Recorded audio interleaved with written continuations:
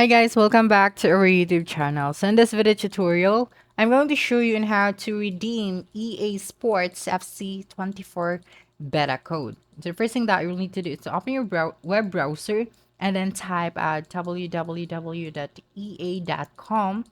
and then log into your account. Okay, now that you have logged into your account, click on your profile picture at the top and then click on the account settings. So from here, just click on the redeem product code. You'd be able to see this search bar.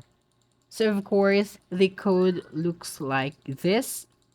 Okay, so you can check your confirmation email to find your product code, or box or manual, check your box or manual to find your product code. So right after finding out, for example, this is the code, so I will be going to copy this and then paste it here.